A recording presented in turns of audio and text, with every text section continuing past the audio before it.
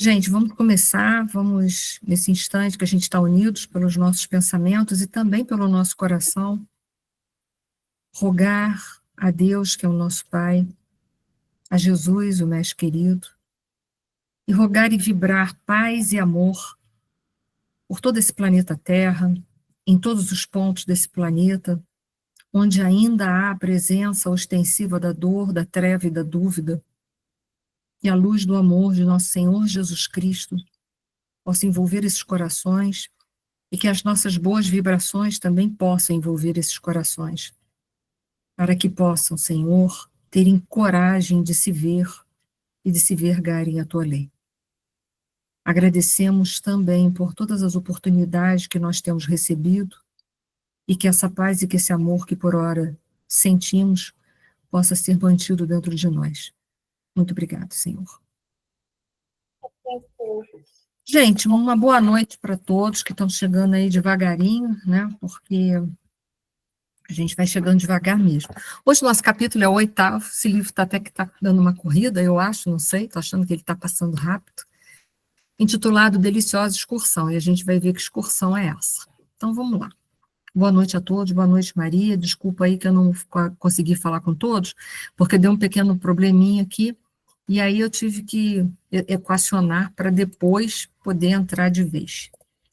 Muito bem, no capítulo anterior ficou uma dúvida aqui, né? O Clarence indaga ao Leonardo Pires, assim, quem procura, meu irmão, venho suplicar o socorro de Antonina, minha neta. É a única pessoa que se lembra de mim com amor, dentre os numerosos membros da minha família. Só ela me oferece asilo e oração. Então, a gente fica na dúvida se ele não percebia a presença da neta. É meio complicado a gente dizer, acho que o slide não andou, né? Ai, Jesus. Tudo bem, vamos ver se agora vai. Eu vou ler de novo, tá? No capítulo anterior. Agora foi, né? Isso. Beleza. Muito bem. O Clarence indagou do Leonardo Pires, que era o avô, né, da Antonina que estava ali. Que procura, meu irmão?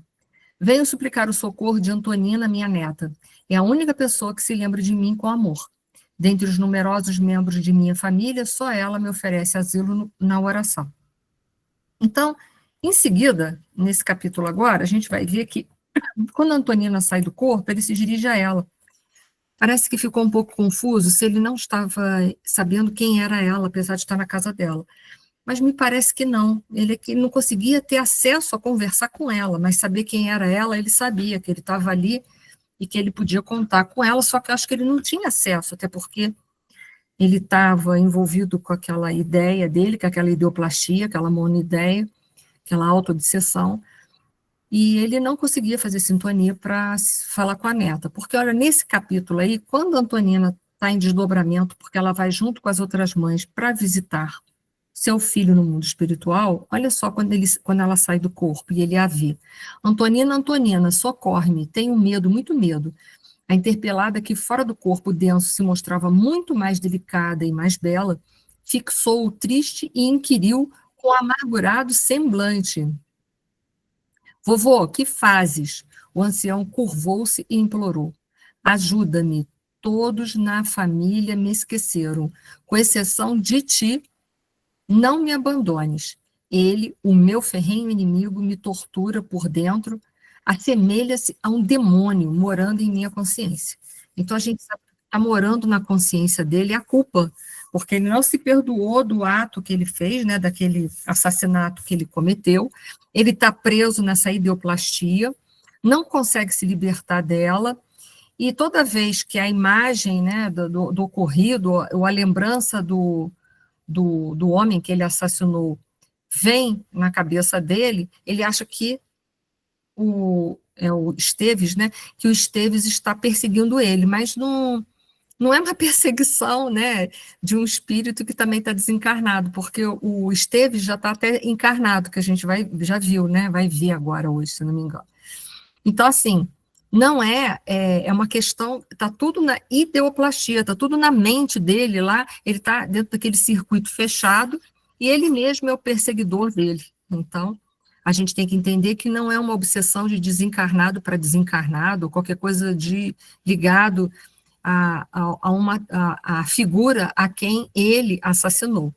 Mas sim, está dentro da própria mente dele, que é lá que está escrito, né, na consciência as leis de Deus, e lá tem um tribunal completo. E ele mesmo está se torturando, ele está dando conta de fazer tudo por si próprio, tá bom? Então vamos só para a gente, eu trouxe esse pedaço, porque eu confesso também que quando eu li, eu fiquei um pouco assim, achei um pouco confusa. Aí eu fui ler de novo, falei, não, deixa eu ver de novo, porque a gente às vezes fica confuso, às vezes os textos não estão tão claros quanto a gente gostaria que tivesse, né?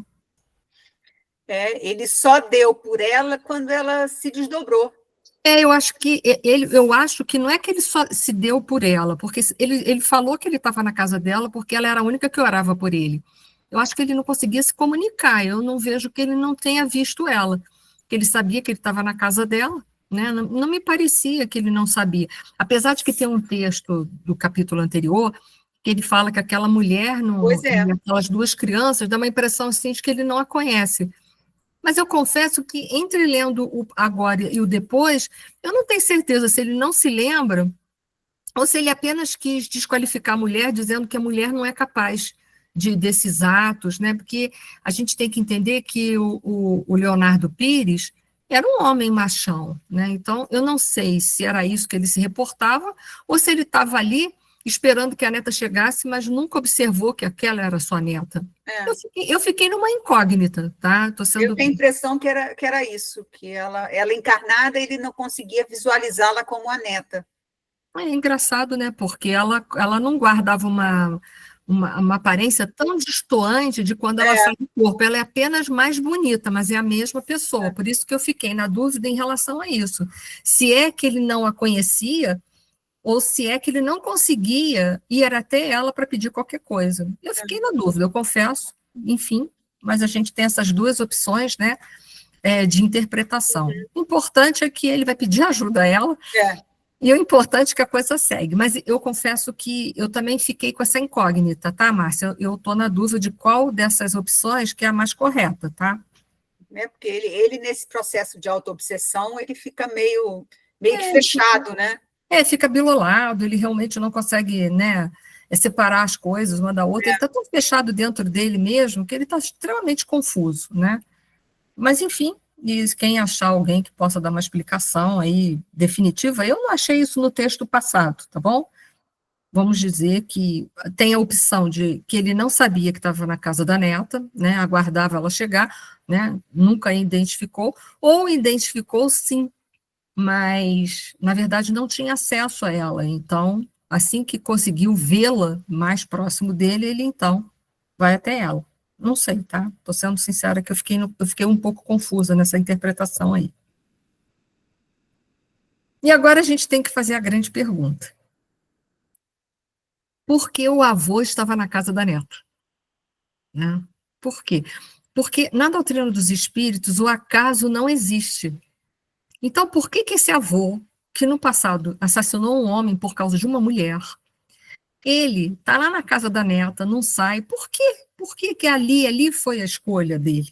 Será que foi escolha uma imantação magnética? Porque a gente cria os laços vibratórios, tanto pelos vínculos do amor quanto do ódio. É claro que no caso da neta era pelos laços do amor. Mas por que esse laço tão estreito e por que essa neta guardava tanta preocupação com esse avô? Que também nada é por um acaso. Então, são almas que já se encontraram em algum momento. Mas que encontro foi esse? Que personagens são esses? Isso é que a gente vai começar a desvendar agora para ser interessante. Ele está na casa da Antonina. Quem foi Antonina? Né? Antonina foi uma mulher que foi abandonada pelo esposo e tendo que criar 4 filhos, sendo que um morre de pneumonia por falta de recursos financeiros. O marido larga ela, e naquele tempo, uma mulher conseguir trabalhar e cuidar dos filhos era muito difícil. Se hoje isso já é difícil, naquele tempo ainda era mais difícil ainda. O fato é que essa mulher foi abandonada por um homem com 4 filhos. E um acaba morrendo, ela acaba perdendo. E esse é o sofrimento dela, e essa é a razão pela qual ela vai ser levada até a espiritualidade.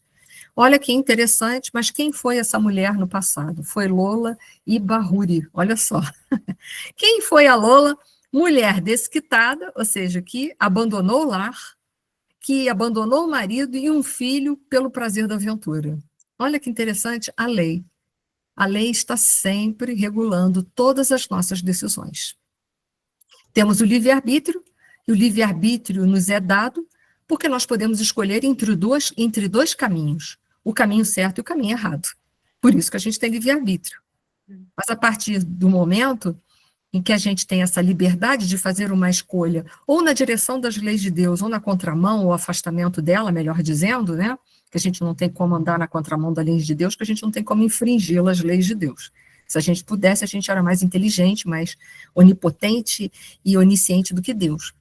Mas quando a gente se afasta das leis de Deus, a gente, então, para regular essas nossas escolhas, existe a lei de causa e efeito, para que a gente possa experimentar as nossas escolhas erradas, principalmente. Porque se a gente estivesse sempre numa escolha única, não teria por que ter escolha, né? Não teria por que ter livre-arbítrio e muito menos lei de causa e efeito, porque já teria só uma escolha que haveria de ser feita na nossa vida por livre e espontânea vontade, que era a escolha do bem. Como a gente ainda não faz essa escolha livremente, a gente ainda quer impor a Deus as nossas vontades, as nossas opiniões, os nossos ideais, a gente acaba sofrendo por se afastar da lei.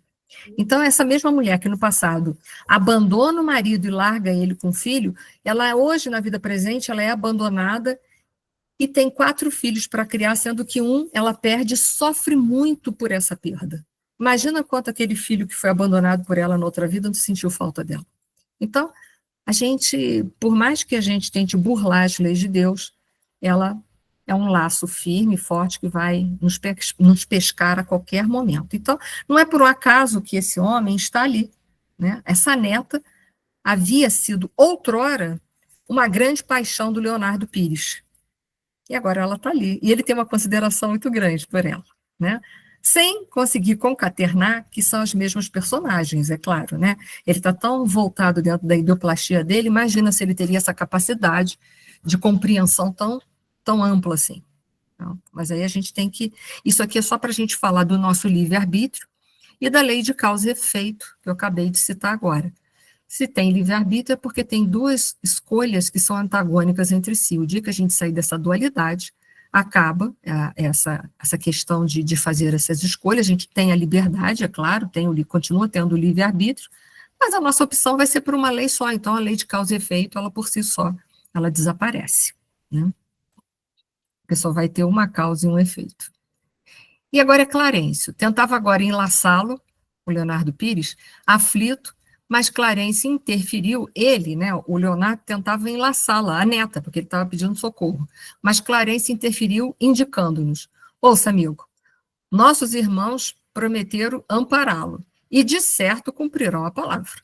Nossa abnegada Antonina, no momento, precisa ausentar-se em nossa companhia por algumas horas. E abraçando o paternal, recomendou, de novo, por que eu fiquei com tanta dúvida?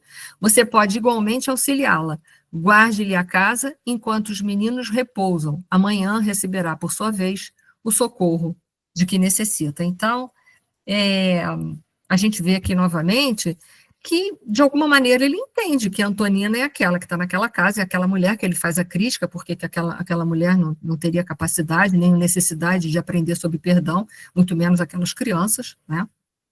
Porque ele julga elas talvez, ou por um ato machista, ou deveras pessoas boas demais para precisar aprender a perdoar, seja quem for, mas me parece que ele sabe, ele só não conseguia era se comunicar com ela, o que na saída do corpo, agora que ele consegue vê-la, então ele consegue interceptá-la. E aí o Clarence pede, então, para ele ficar na casa, resguardando a casa e cuidando das crianças. Olha que interessante. Os bisnetinhos dele, né? Quem na Terra poderá imaginar as deliciosas sensações da alma livre, porque eles estão volitando, né? Viajando com a rapidez do pensamento. Avançamos à frente da sombra noturna, largando para trás o deslumbramento da aurora em colorido e cantante de lucro. Olha que interessante, eu só trouxe isso aqui para a gente não esquecer. O pensamento é mais rápido do que a luz, mas segundo a nossa física, a nossa ciência oficial, A luz é o que guarda maior velocidade. Ela caminha, né, pelo espaço, 300, eu arredondei, tá, porque era uma conta fracionada, mais ou menos 300 milhões de quilômetros, né, 300 milhões por metros, né, em segundos. Olha que interessante. E aí eu trouxe, essa é a grandeza maior, né, da matéria que alcança, é a luz, na realidade, né, a luz alcança essa velocidade. E eu fiz aqui trouxe uns gráficos, uma comparação, que em 1 segundo a luz do Sol consegue dar 7 voltas e meia, 1 segundo, tá? 1 segundo. A luz do Sol consegue dar 7 voltas e meia em torno da Terra. Gente, é uma loucura isso, né? Em 1 segundo. É uma piscada nossa, a luz já deu 7 voltas. E ela leva, isso aqui é a velocidade, né, do Sol, da luz do Sol, a velocidade com que a luz chega até a nossa Terra, ela leva em torno de 8 minutos. Então, quando ela chega na Terra, ela dá 7 voltas em 1 segundo. Ela leva 8 minutos para chegar na Terra, e quando ela chega, ela dá 7 voltas em 1 segundo na Terra. Olha que loucura, né? E tem uma coisa que é mais veloz do que a luz, é o nosso pensamento. Quer dizer, não dá nem para a gente quantificar como é que é esse negócio. Mas dizem que o nosso pensamento é muito mais rápido. E eles estavam viajando com esta rapidez até, né, uma localidade, uma colônia, onde vai se encontrar o lar da bênção, que é destinado às crianças, onde as mães poderão ver um pouco essas crianças. Olha que interessante. Então, André Luiz vai narrar, e eu só fiz ali equiparei, né, que a luz é uma das grandezas mais rápidas, né, dentro da física, é uma das forças mais rápidas que caminham pelo espaço.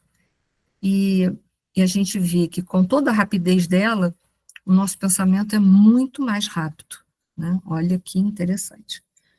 Então, era só para a gente não esquecer essas grandezas e lembrar do nosso potencial também. Porque muitas vezes a gente se sente longe das pessoas, mas esse longe é um lugar que não existe, porque a gente pode estar perto pelos laços do amor, pelo pensamento. É que a gente fala longe porque a gente quer uma sensação, uma presença física, mas em verdade a gente está sempre muito pertinho uns dos outros, muito pertinho. E não há ponto nesse universo que possa ser longe. Então, não há ninguém que possa estar longe no universo, que possa ser objeto do nosso amor, das nossas preocupações, que possa estar tão longe a ponto de não alcançarmos esse alguém. É só para a gente filosofar e lembrar um pouco sobre isso, né? E aí, Antonina, né? As reflexões dela. Dona Antonina, amparando-se em Clarencio, qual se for uma filha, apoiada nos braços paternos, inquiriu maravilhada. Por que não transformar essa excursão em transferência definitiva? Ela ficou tão maravilhada com a paisagem, a ambiência espiritual. E é claro, uma mulher que estava sofrendo tanto na dimensão da matéria, tinha sido abandonada pelo marido, tinha perdido um filho. Aqui na Terra era um lugar que só tinha recordações de sofrimentos e de perdas. Então ela pensou assim, por que a gente não pode ficar aqui de uma vez, né? Acaba com essa história, né? Pesa o corpo a maneira de insuportável cruz de carne, quando conseguimos sentir a terra de longe. É verdade, concordou a outra irmã que se sustentava em nós. Por que não nos é dado permanecer olvidando os pesares e os desabores do mundo?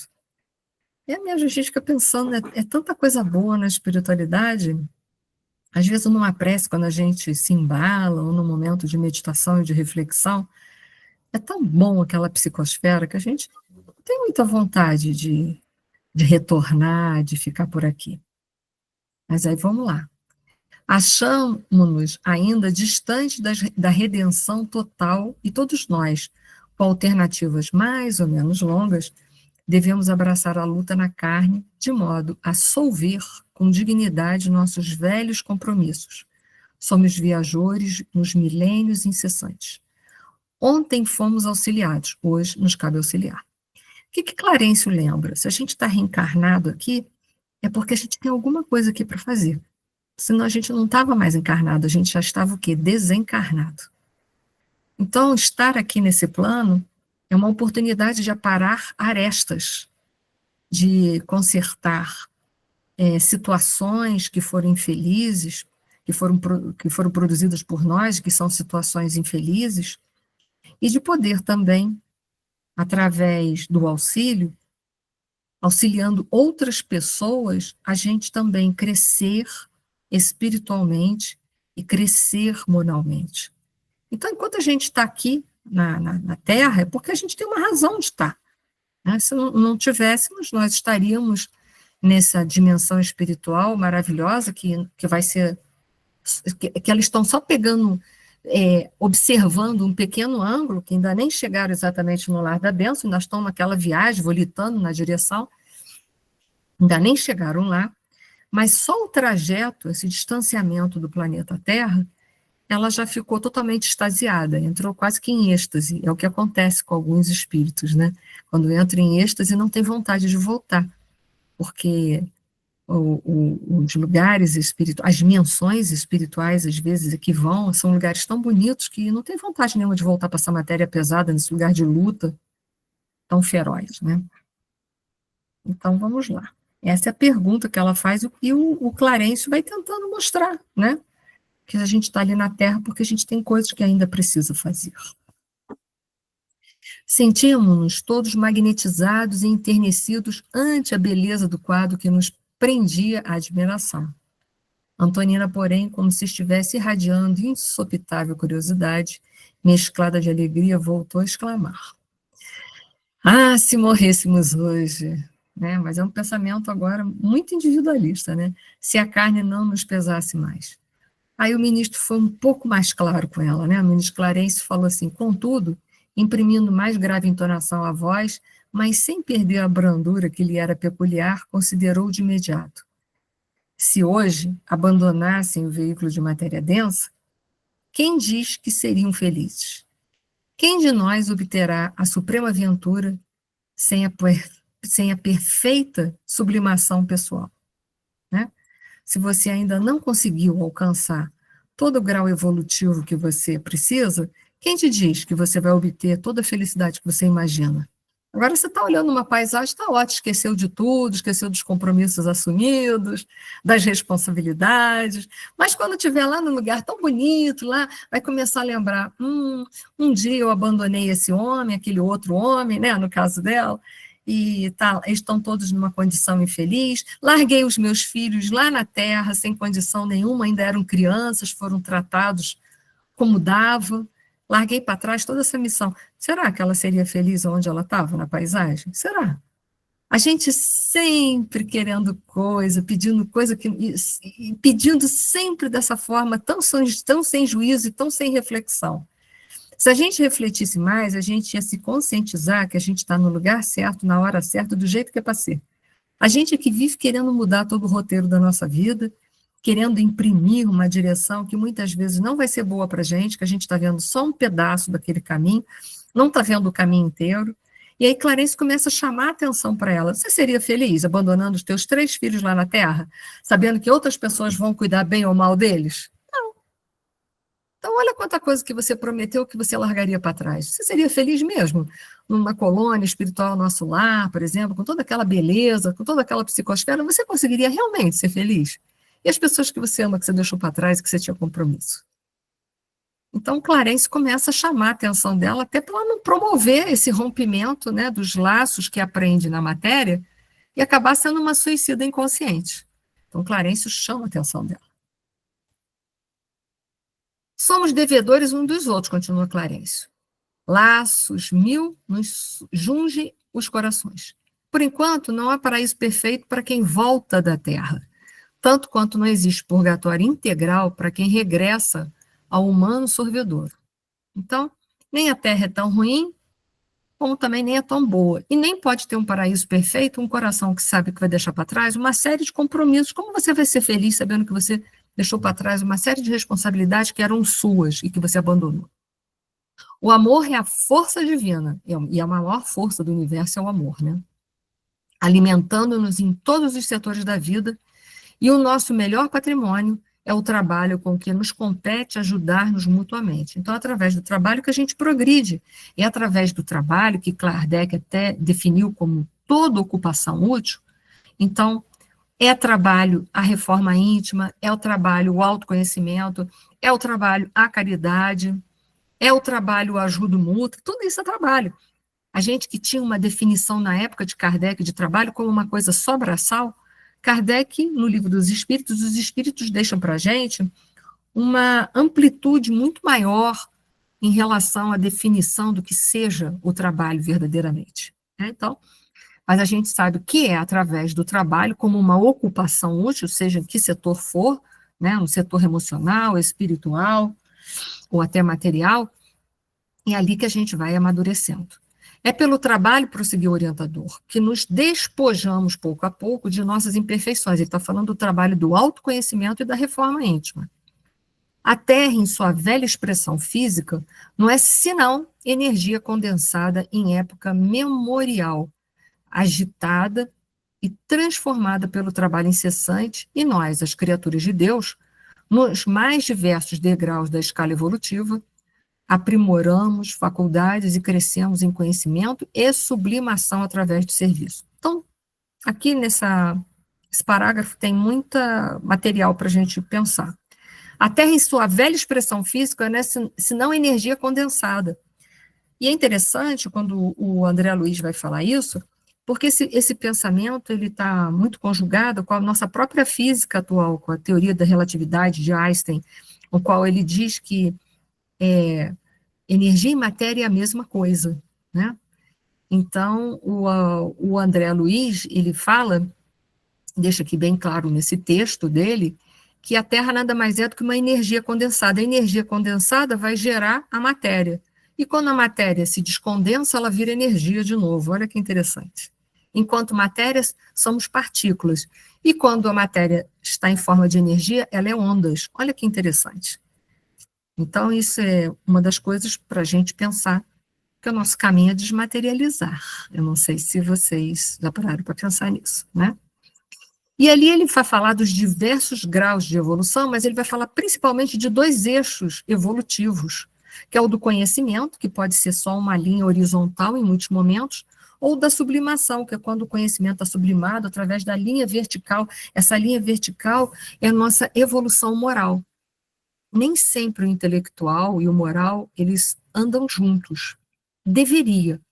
Nós temos hoje homens na Terra que são extremamente intelectualizados, mas profundamente desmoralizados e que conduzem a sua inteligência de uma forma muito imoral, muito individualista, muito egoísta, muito arrogante e de uma forma muito cruel.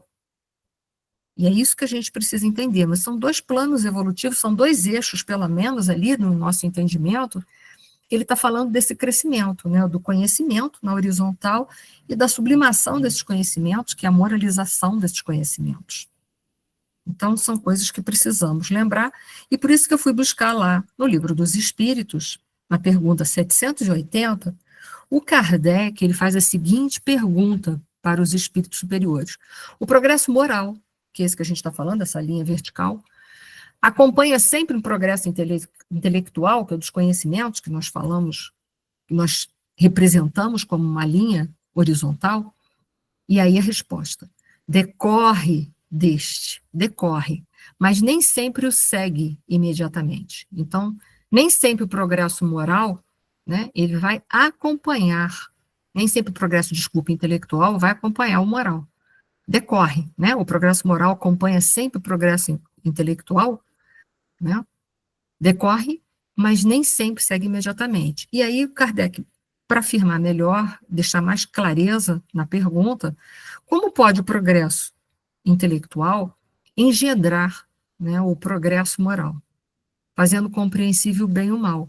O homem, desde então, pode escolher O desenvolvimento do livre-arbítrio acompanha o da inteligência e aumenta a responsabilidade dos atos. Então, o progresso intelectual, ele me dá uma capacidade de discernir, porque ele me dá uma capacidade de quê? De fazer escolhas. Claro que ora eu vou fazer boas escolhas, e ora eu vou fazer o quê? Mais escolhas. É assim. Mas a sabedoria está entre isso daqui, porque os dois educam, as boas escolhas e as más escolhas, educam. Porque as más escolhas dizem que eu não devo repetir jamais, porque já me dei mal, para que eu vou querer continuar me dando? Né? Todos eles, sim. Então, o desenvolvimento do livre-arbítrio acompanha o da inteligência e aumenta a responsabilidade, ou seja, quanto mais inteligência eu tenho mais responsabilidade nos meus atos? Tenho. Tenho. Mas o problema é quando essa inteligência ela não é permeada de moralidade, porque eu faço muitas escolhas ruins, e aí eu comprometo muito o meu livre-arbítrio. Comprometo, né? Fico com ele o quê? Mais restrito. Ele passa a ser, a minha vida passa a ser regida mais por um determinismo. Mas que determinismo é esse? Um determinismo que foi criado pelas minhas próprias escolhas. Porque se eu escolho, vou dar um exemplo prático, plantar espinhos, fatalmente, o que eu vou colher? Espinhos. Então, eu me jogo dentro desse determinismo. Então, não é ninguém que me coloca lá. Sou eu que vou me colocando dentro desse caminho. Então, eu mesmo vou me trancafiando numa prisão, à medida em que eu vou fazendo escolhas que não são felizes. Quem é que me coloca na prisão? Não é Deus. Porque Deus não fica como um justiceiro andando atrás de mim, esperando eu escorregar numa casquinha de banana para falar: errou, hein, Enir? Te peguei. Ele não faz isso. Né? Somos nós que vamos nos trancafiando pelas más escolhas que vamos fazendo, vamos ficando mais retidos, mais aprisionados dentro das nossas próprias escolhas imperfeitas. Mas todas as duas escolhas vão me ensinar. Tudo na vida é ensinamento. Porque as leis de Deus estão aí para nos educar e não para nos punir. Por isso que tudo é ensinamento. Então podemos avançar mais um pouco, né? Se quiser fazer perguntas, vocês sabem que vocês podem, né? E aí a Antonina continua fazendo questionamento, mas a gente também ia fazer, não vamos criticá-la, não. Por que não guardamos a viva recordação de nossas existências anteriores? Né? Por que a gente não lembra do que a gente fez? Não seria bendita felicidade o reencontro consciente com aqueles que mais amamos? Com o que mais amamos, sim, né? Ia ser bom, né? Mas já pensou aqueles que a gente mais não ama? Que não ama quase nada? Não sei se isso seria muito bom, né? Sim, sim, confirmava Clarencio, enquanto nossa deliciosa discussão prosseguia célere. Mas na condição espiritual em que ainda nos situamos, quer dizer, é uma condição passageira, não sabemos orientar os nossos desejos para melhor. Então, imagina se eu soubesse de alguém que eu não gosto, eu me lembro, será que eu saberia direcionar os meus desejos de forma mais acertada? Ou será que eu ia potencializar a minha aversão em relação àquele que eu já não gosto? Se eu lembrasse, né, de vidas passadas. Todavia, de existência a existência, nossa ascensão, de existência em existência, de ascensão em ascensão, nossa memória gradativamente converte-se em visão imperecível, quer dizer, a gente vai lembrando com mais facilidade, a serviço de nosso espírito imortal. Então, aquilo que nos é apagado e fica só como um sentimento de aversão, é melhor não mexer muito nisso, não. Pode falar, Márcia. Interessante é o que ele fala antes sobre o nosso amor, que ainda é insignificante migalha de luz, dada nas trevas do nosso egoísmo. Nossa, isso é duro, né? Como é que é? Insignificante migalhas de luz sepultadas, né? Nas trevas do nosso egoísmo. Então, nosso amor é mais egoísmo do que amor mesmo, né? Mas essa é uma forma delicada de dizer que a gente ainda não ama quase nada, né? Eu que acho, né? Pois é, né? Está sepultado, está quase morto esse amor, né? Mas foi bem lembrado, foi uma linguagem figurada, forte, né? Uma linguagem para fazer a gente pensar que o nosso amor ainda não É. está tão elevado assim, de a gente lembrar daquela pessoa que a gente não guarda uma simpatia e lembra de tudo que ela fez. Nossa, aí é que já era mesmo, né? Gente que vai pisando nos nossos calos, assim. Né? Já era, né? Então, melhor a gente não lembrar, não, que pelo menos a gente fica ainda tentando melhorar a relação com aquela pessoa, né? Porque se a gente lembrar, a gente vai dizer assim, tá justificado, é por isso que eu não gosto mesmo, olha quanta coisa que fez. Não é assim que a gente vai fazer? E, no entanto, a gente não veio fazer isso. Então, é periclitante, a gente sempre querendo saber mais do que deve, né? Foi aí que eu fui pegar o Livro dos Espíritos, pergunta 392.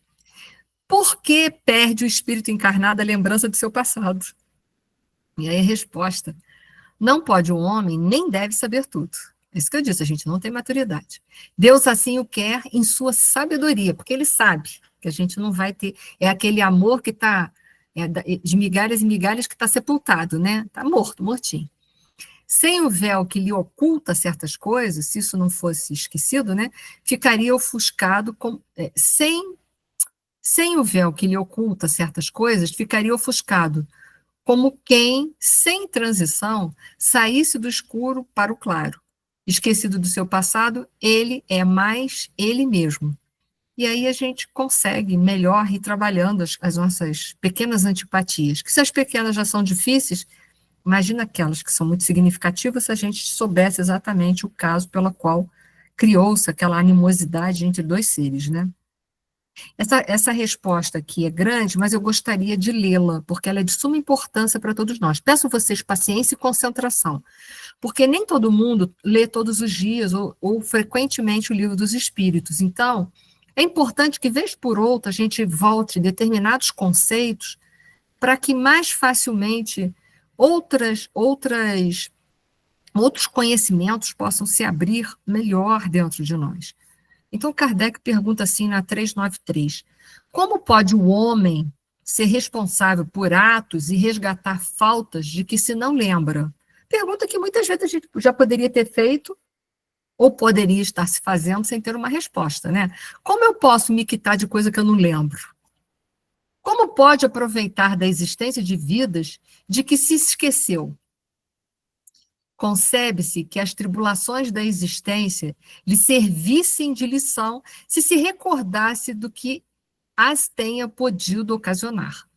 Desde que, porém, disso não se recorda, cada existência é, para ele, como se fosse a primeira, e eis que, então, está sempre a recomeçar. Como conciliar isso com a justiça de Deus? Então, vamos respondendo e explicando, ok? Vamos dar atenção. Em cada nova existência, o homem dispõe de mais inteligência e melhor pode distinguir o bem do mal. Então, em cada nova existência, a gente está mais amadurecido. Então, a gente pode detectar com mais rapidez o que é bom e o que é ruim. E é claro que não é bom fazer o mal, é? Eu estou fazendo uma pergunta óbvia, mas é bom a gente parar para pensar nisso. Então, é claro que também não é bom a gente ser uma pessoa ruim, uma pessoa desagradável para as outras pessoas. Isso também não é bom, né? Porque isso é um mal. Ser desagradável para os outros é um mal. Então, isso é para a gente lembrar daquela pessoa que a gente não gosta, que desce assim, né? Entala a gente de vez em quando, que não gostar dessa pessoa não é uma coisa boa. A gente tem que equacionar isso em algum momento. Pelo menos eu tenho que resolver isso dentro de mim. Daí a pessoa querer mudar ou não, isso é um problema dela. Onde, agora outra coisa, é uma pergunta. Onde o seu mérito, se lembrasse de todo o passado, qual o mérito de você perdoar, de você equacionar? Se você lembra de tudo. Não é para você detectar o que está certo e errado e você ir consertando? Então, você não precisa lembrar. Se você vê que você tem uma dificuldade com uma pessoa, o que você tem que fazer? Você tem que tentar equacionar aquilo de alguma maneira. Lembrando ou não lembrando, o que manda a consciência? Que se faça isso, não é? Então, vamos seguindo o raciocínio. Quando o espírito volta à vida primitiva, à vida espiritual, que é a nossa vida original, diante dos olhos se lhe estende toda a sua vida pretérita, ou seja, não que isso seja imediatamente feito, mas não é que ele vai lembrar de todas as vidas passadas de uma vez só. Quando a gente morre naquele período de perturbação, a gente faz uma recapitulação de toda a nossa vida aqui. A gente vai até, dizem que vai até a vida uterina, quando a gente morre. É aquele primeiro momento do pós-morte, que é o estado de perturbação que se fala. E depois, quando a gente sai desse estado de perturbação, a gente toma consciência e vê que está desencarnado. Mas, ou seja, assim que a gente desencarna, a gente não toma posse de todas as vidas passadas, porque nem sempre a gente tem juízo para isso. Né? Não sei se vocês lembram do caso da senhora Laura e do seu Ricardo no livro Nosso Lar, que eles tiveram que ter não sei quantas vidas para trás que eles puderam ver, mas não puderam ver tudo. Por quê? Porque eles não suportaram. E foi brecado, né? Na verdade, eles brecaram, falou que só até aqui chega. Ela que pôde ler 300 anos. Foi, né? Fica uma quantidade de vidas, era um tempo significativo, né? Mas também não pôde... Só 300, pôde mais do que isso. Por quê? Porque provavelmente ela não suportaria ver mais do que aquilo ali. Imagino que já deve ter sido difícil, porque se não fosse, ela poderia ver mais coisas passadas. Se fosse fácil, né? Então, vamos lá, onde que eu parei? Vê as faltas que cometeu e que deram causa ao seu sofrer, assim como de que modo as teria evitado. Ou seja, ele pode fazer um balanço dessa própria vida atual que ele está saindo, ele pode fazer um balanço, olhar e falar assim, poxa, fiz isso, fiz aquilo outro. Nessa vida atual ele já pode fazer isso. Quanta coisa que a gente já faria diferente hoje. A gente estando encarnado aqui, a gente às vezes olha para uns anos atrás da nossa vida e fala assim, puxa, sabe que há 10 anos atrás, se eu pensasse como eu penso hoje, eu não teria feito uma porção de coisas que eu fiz. Mas por que eu fiz? Porque eu não vi, ué. Se eu tivesse visto, eu não teria feito. Mas essa é a verdade, né? Escolhe provas, reconhece justo a situação em que se acha e busca, então, uma existência capaz de reparar o que vem a transcorrer. Ou seja, ele vê tudo e pensa, não, eu fiz essa opção de coisa errada, eu agora quero fazer um novo planejamento de vida, na próxima existência eu quero trabalhar com isso, com essa e essa pessoa para melhorar essas coisas que ficaram muito ruins entre nós, né? Escolhe provas análogas às de que não soube aproveitar ou as lutas que considere apropriadas ao seu adiantamento e pede a espíritos que lhe são superiores que o ajudem na nova empresa que sobre si toma, ciente de que o espírito que lhe for dado por guia nessa outra existência se esforçará pelo levar a reparar suas faltas, dando-lhe uma espécie de intuição das em que incorreu. Então, olha só, vamos por parte agora, a gente vai fazer todo um planejamento de coisas que a gente precisa reparar, ver aonde foi que a gente errou por impaciência, errou por orgulho, errou, enfim, né, por ciúme, sei lá, por qualquer emoção aí, a gente vai pedir uma prova em relação a isso, estar com aquelas outras pessoas, sendo possível, ou com pessoas semelhantes, para que eu possa trabalhar aquele mesmo sentimento que me fez decair. Isso é outra coisa. E a gente vai pedir a um espírito de uma envergadura superior que nos ajude. Esse espírito de uma envergadura superior é o nosso anjo de guarda que está se comprometendo em nos guiar, que é o nosso mentor, em nos guiar aqui na Terra. E aí ele vai nos intuir. É aí que eu vou ter que fazer duas definições que nós devemos separar, porque nós confundimos. Intuição e inspiração são coisas separadas. Intuição é lembrança daquilo que a gente já viveu no mundo espiritual. E inspiração, né? A inspiração é aquilo que estão nos soprando no nosso ouvido, ok? São coisas distintas. Porém, por que o mentor espiritual vai trazer uma espécie de intuição? Porque foi coisas que eu já prometi o quê? Na vida lá na espiritualidade. Então, vez por outra, ele vai, né? Para que meus arquivos voltem, não, eu tenho que trabalhar certas coisas. Eu de novo fazendo a mesma coisa, repetindo o mesmo comportamento, ou de impaciência, ou de impulsividade, ou de ansiedade, ou de ciúme, ou de inveja, ou de competição, seja lá o que for. Eu fazendo tudo de novo. E aí o mentor vai ajudar. Mais uma coisa, vamos continuar? Tem-se essa intuição no pensamento, no desejo criminoso que frequentemente vos assalta e a que instintivamente resistes, né? Atribuindo há mais das vezes essa resistência aos princípios que recebestes dos vossos pais, quando é a voz da consciência que vos fala. Então, muitas vezes a gente acha, puxa, se eu não tivesse seguido a educação dos meus pais, hoje eu tinha caído. Mas não é só dos pais, é também do amigo espiritual que nos acompanha, que nos abre, né, nos relembra os compromissos que nós fizemos lá na espiritualidade amiga. Na nova existência, se sofre com coragem aquelas provas e resiste, o espírito se eleva e ascende na hierarquia dos espíritos, ao voltar para o meio deles. Então, não precisa lembrar, você passa a trazer uma intuição daquilo que você fez lá na espiritualidade. Então, a gente vê que essa memória moral, ela nunca se apaga.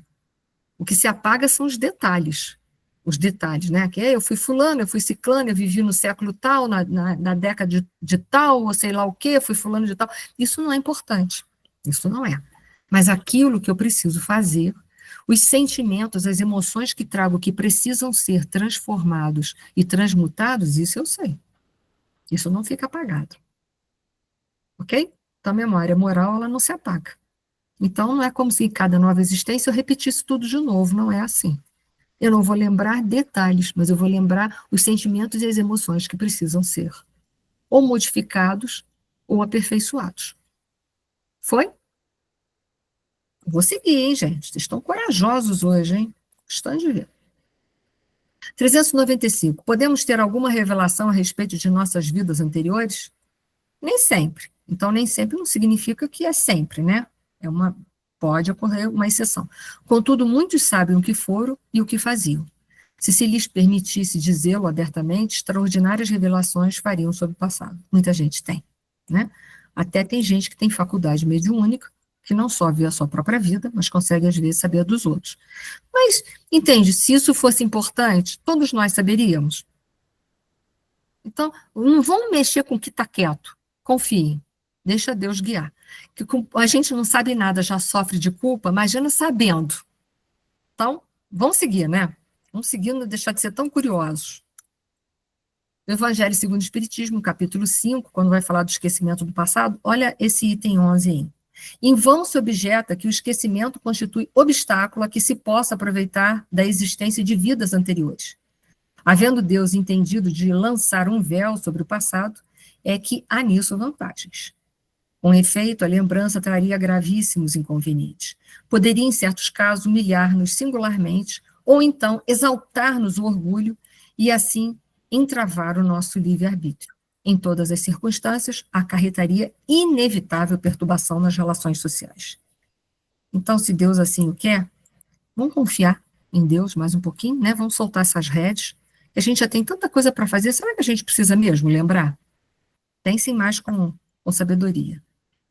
Aí eu acho que... não, vamos lá. Frequentemente o espírito renasce no mesmo meio que já viveu, olha lá a Antonina, estabelecendo de novo relações com as mesmas pessoas, a fim de reparar o mal que lhes haja feito. Se reconhecesse nelas a quem odiaria, quiçá o ódio se lhe despertaria outra vez no íntimo. De todo modo, ele se sentiria humilhado em presença daquelas a quem houvesse ofendido. Então, vamos nos dar por satisfeitos, né? E vamos avançar aqui, que a gente já está no finalzinho. Só trouxe essas questões do Livro dos Espíritos do Evangelho, que é para a gente ter subsídio quando alguém vier perguntar alguma coisa para a gente não ficar assim, não sei, tá? Então, sabe até onde está para poder fornecer ajuda. Mas se pudéssemos reconhecer no mundo os nossos antigos afetos, se pudéssemos rever semelhantes amigos, a gente acabou com o slide está repetido. Então, depois eu tiro esse, tá bom? Desculpa, tá? A gente já leu esse, né? Não, acho que não, né? Peraí, gente, posso voltar aqui um pouquinho? Agora eu fiquei na dúvida, hein? Tá. Ela, de novo, ó, ela insiste. Mas se pudéssemos reconhecer no mundo os nossos antigos afetos, se pudéssemos rever os semblantes amigos de outras eras, identificando-nos, aventurou Antonina reverente. Retomar o contato com os melhores seria recuperar igualmente os piores, né? Então, não se esqueça que a lembrança não ia ser só dos que são bons, ia lembrar também dos que não foram. E indiscutivelmente, não possuímos até agora um amor equilibrado e puro, que se consagra aos desígnios superiores sem paixão. Ainda não sabemos querer sem desprezar, amparar sem desservir, né? Então, veja bem, será que a gente teria capacidade, né, de amparar a pessoa sabendo que ela nos fez grande mal? É complicado, né? Ou será que a gente desprezaria aqueles que nos fizeram mal? Será que a gente conseguiria? Complicado, né? Nossa afetividade, por enquanto, padece deploráveis inclinações. Então, olha só, a nossa afetividade é de acordo com aquilo que nos fazem da vontade, né? Se fizerem a nossa vontade, tem muito amor e compreensão da nossa parte, mas se não fizer, está frito. É mais ou menos isso. Sem o esquecimento transitório, não saberíamos reconhecer no coração o adversário de ontem para regenerar-nos e regenerando, né? A lei é sábia. Então, mais uma vez, Clarencio vai de conformidade com o Livro dos Espíritos. Deixa quieto o que está quieto. Não mexe naquilo que está quieto. E aí, por abençoada e colorida colmeia de amor, harmonioso casarinho surgiu ao nosso olhar. Centenas de garulas crianças brincavam entre fontes e flores de maravilhosos jardins. Essa imagem também foi criada por mim pela IA. Agora eu estou toda boba, tá fazendo umas besteirinhas de vez em quando, né? Não faço grandes coisas, não, mas a gente tem que treinar, tem que começar o beabá, né? Eu botei essas crianças todas brincando, achei essa casinha tão simpática, tão amorosa, tão assim, família, né? Então, assim, mãe, pai, avô e avó. Avô e avó é tudo de bom, né? Que deixa a gente fazer tudo que o pai e a mãe não deixam, né? Todo mundo vai lembrar do avô e da avó como aquelas criaturas que deixavam a gente quase que quebrar a casa, né? Mas é uma lembrança boa. E eles estão chegando lá. Então, é no próximo capítulo que vai ser falado do lar da bênção, mais um pouquinho, né? Que é onde estão os espíritos que desencarnaram ainda na infância. E aí, gente, essa imagem também é criada. Fica tudo aí para vocês, porque os slides são todos para vocês usarem da forma que vocês acharem. Estou me despedindo deles para não ficar agarrada a eles. Pode falar, Ezi. Oi, Ezi. Você abriu, você levantou a mão sem querer ou você quer falar, querida? Não, eu quero falar, sim.